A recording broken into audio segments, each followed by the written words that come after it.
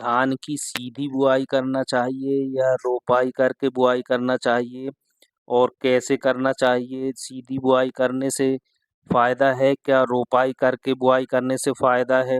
सीधी बुआई करते हैं तो हमें कब करना चाहिए? कौन से पोषक तत्व देना चाहिए? और यदि रोपाई से बुआई करते हैं तो हम कैसे करें और कब करें? इन सब बातों की जानकारी मैं देने वाला हूँ किसान साथियों। वीडियो को अंत तक देखना, तभी आपको जानकारी समझ में आएगी। जिन लोगों ने वीडियो को लाइक नहीं किया है वह लाइक कर लें, चैनल को सब्सक्राइब कर लें और ज़्यादा से ज़्यादा शेयर करें ताकि दूसरे किसान साथी भी इस वीडियो के माध्यम से फ़ायदा ले सकें। तो चलिए बगैर देरी हुए हम वीडियो स्टार्ट करते हैं। यदि आप धान की बुआई कर रहे हैं तो आप सीधी बुआई करते हैं या आप रोपाई करके बुआई करते हैं? कमेंट करके ज़रूर बताएं। और आज मैं बात करूंगा किसान साथियों, आप धान की सीधी बुआई करके किस तरह फ़ायदा ले सकते हैं और अपनी धान का उत्पादन अधिक से अधिक ले सकते हैं, या आप रोपाई करके बुआई करते हैं तो उसमें फ़ायदा मिलेगा आपको, या सीधी बिजाई करके बुआई करते हैं तो उससे फ़ायदा मिलेगा। तो इन सब बातों की जानकारी हम वीडियो में बताने वाले हैं। और सीधी बुआई करके फ़ायदा मिलता है या हमें रोपाई करके बुआई करने से फ़ायदा मिलता है, तो हमें जैसे सीधी बुआई करते हैं तो कैसे करना है, कब करना है, कौन से पोषक तत्व देना है, और इन सब बातों की जानकारी मैं इस वीडियो के माध्यम से देने वाला हूं किसान साथियों। कुछ लोगों का मानना रहता है कि जो रोपाई करके बिजाई करते हैं तो उसमें अधिक उत्पादन मिलता है धान का। तो ये कहूँगा मैं कि आप इतना उत्पादन रोपाई करके धान में आप लेते हैं, उससे कहीं ज़्यादा आप सीधी बुआई करके धान में अधिक उत्पादन ले सकते हैं। तो इसी की जानकारी की हम बात करने वाले हैं। सीधी बुआई करके किस तरह से हम अधिक उत्पादन लें। तो बात करते हैं सीधी बुआई का सही समय। सीधी बुआई यदि आप करना चाह रहे हैं अपने खेत पर तो आप 1 जून से लेकर 20 जून तक धान की सीधी बुआई कर सकते हैं। और यदि आप इस समय में बुआई कर रहे हैं तो आपको अच्छा उत्पादन मिलेगा, आपकी धान में कोई फ़र्क नहीं आएगा और आपकी धान में अच्छे से अच्छा उत्पादन मिलेगा। अब बात करते हैं सीधी बुआई यदि आप कर रहे हैं तो बीज की मात्रा कितनी लेना है, रोपाई से जो बीज लगता है हमें उससे कम लेना है या ज़्यादा लेना है। तो यदि आप सीधी बुआई कर रहे हैं तो आपको 1 एकड़ में 8 किलोग्राम बीज की मात्रा लेना है और 8 किलोग्राम बीज की मात्रा आपको हाइब्रिड बीज लेना है। एक बात और बता दूं मैं आपको कि जो आप सीधी बिजाई करते हैं तो उसके लिए अलग वैरायटी आती हैं और जो रोपाई करके बिजाई करते हैं उसके लिए अलग वैरायटी आती हैं। तो इस बात का ध्यान ज़रूर रखें किसान साथियों कि आप रोपाई करके बिजाई कर रहे हैं या सीधी बुआई कर रहे हैं। यदि आप सीधी बुआई कर रहे हैं तो इन वैरायटियों को चयन कर सकते हैं, जैसे कि Pusa Basmati 1509, Pusa Basmati 1885, Pusa Basmati 1886, CR 807, PR 131, PR 126, RH 464 gold. इन वैरायटियों को आप लगा सकते हैं, सीधी बिजाई कर सकते हैं। और यदि आप रोपाई से बिजाई कर रहे हैं तो उसके लिए अलग वैरायटी आती हैं, उन वैरायटियों को ले सकते हैं आप। तो यदि आप सीधी बिजाई कर रहे हैं तो इन वैरायटियों का चयन करें। इन वैरायटियों की खासियत पूसा बासमती 1885 और 1886, ये किस्में पत्ती झुलसा रोग और झोंका रोग के प्रतिरोधी हैं और अच्छी पैदावार देती हैं। PR 131 यह किस्म भी सीधी बुआई के लिए अच्छी है और अच्छी पैदावार देती है।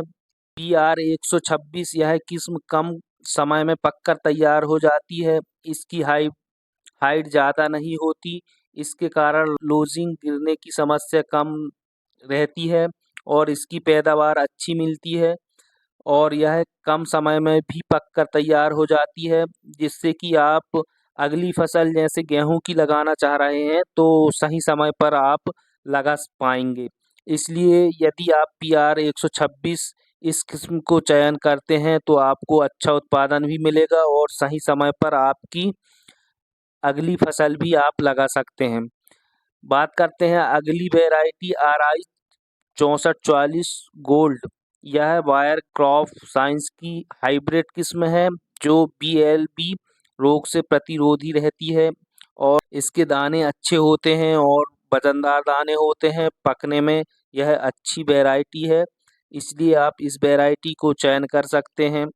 हमने बात करी कौन सी वैरायटी सीधी बिजाई के लिए चयन करना है, तो इन वैरायटियों में से आप कोई भी एक वैरायटी जो आपको अच्छी समझ में आए उस वैरायटी का चयन कर सकते हैं। और एक बात का और ध्यान रखना है, आपको बिजाई करते समय बीज उपचार ज़रूर कर लें। बीज उपचार के लिए आप बावास्टीन 20 ग्राम प्रति 10 लीटर पानी में मिलाकर आप 8 किलो धान के बीज को पानी में अच्छी तरह डाल दीजिए 24 घंटे के लिए और इसे 24 घंटे के बाद आप धान को छान कर निकाल लीजिए और किसी छायादार जगह में आप सुखा दीजिए। इसके बाद आप बिजाई कर सकते हैं।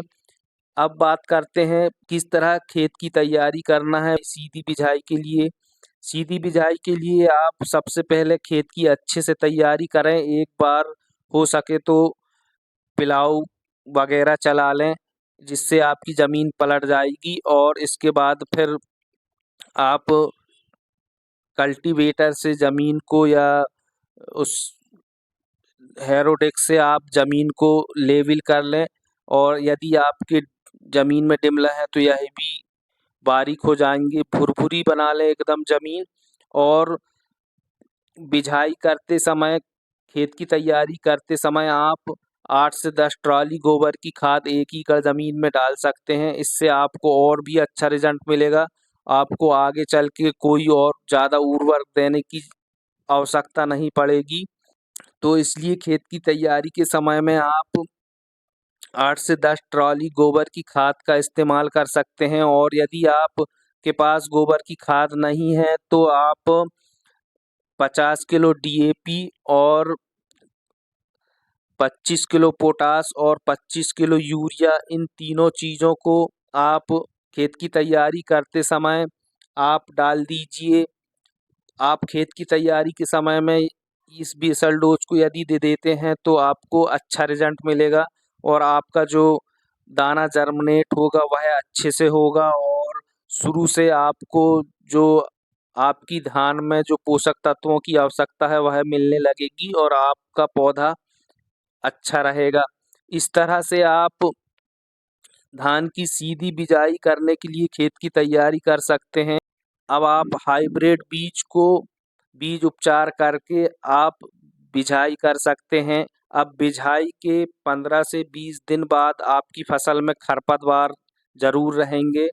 तो इन खरपतवारों को कैसे नष्ट करना है, तो यदि आप 15 से 20 दिनों में इन खरपतवारों को यदि नष्ट करते हैं तो आपको अच्छा उत्पादन मिलेगा और आपके जो खरपतवार हैं वह 2 बार नहीं होंगे।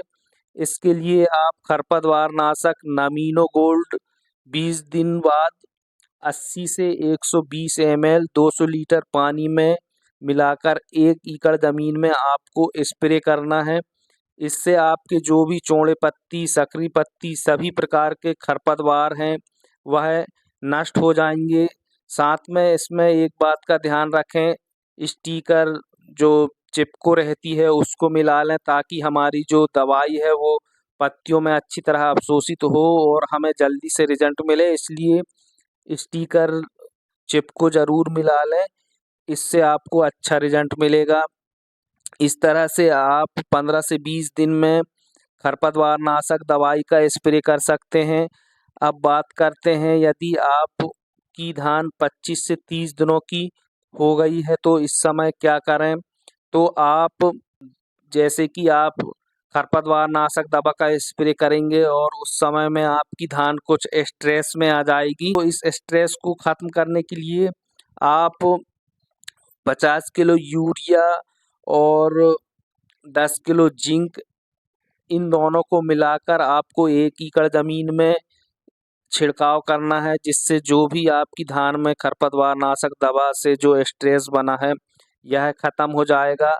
तो इस तरह से आपकी धान फिर से इन चीज़ों को नहीं दे रहे हैं तो आप 50 kilo urea, 15 kilo DAP, 10 kilo potash और 5 किलो सागिरी का, इन चारों चीज़ों को मिलाकर यदि देते हैं तो आपकी धान में यदि कल्ले फुटाव नहीं हो रहे हैं, आपकी धान में ग्रोथ नहीं हो रही है, आपकी धान में पीलापन है, तो यह सब खत्म हो जाएगा और आपकी धान इतनी अच्छी रहेगी कि पूरा गांव आके देखेगा कि भाई आपने क्या डाला है, आपसे पूछेंगे। तो इस तरह से आप धान की सीधी बिजाई करके अधिक से अधिक उत्पादन ले सकते हैं। आई होप किसान साथियों जानकारी समझ में आई होगी। वीडियो को लाइक करें, चैनल को सब्सक्राइब करें और ज़्यादा से ज़्यादा किसान साथियों को शेयर करें ताकि दूसरे किसान साथी भी इस वीडियो के माध्यम से फ़ायदा ले सकें। हम धान की जितनी भी जो भी बातें हैं एक एक बारीकी से जानकारी अगले वीडियो में देने वाले हैं। धान का समय चल रहा है तो इससे सारी धान से संबंधित सारी बातें हम करने वाले हैं अगले वीडियो में। तो चैनल को सब्सक्राइब ज़रूर कर लें ताकि आपको जो भी जानकारी हम देंगे तो सबसे पहले आपको मिले और इसका फ़ायदा आप ले सकें। आई होप किसान साथियों जानकारी पसंद आई होगी। वीडियो को लाइक करें, चैनल को सब्सक्राइब करें और ज़्यादा से ज़्यादा किसान साथियों को शेयर करें ताकि दूसरे किसान साथी भी इस वीडियो के माध्यम से फ़ायदा ले सकें। मिलते हैं अगले वीडियो में। जय हिंद, वंदे मातरम।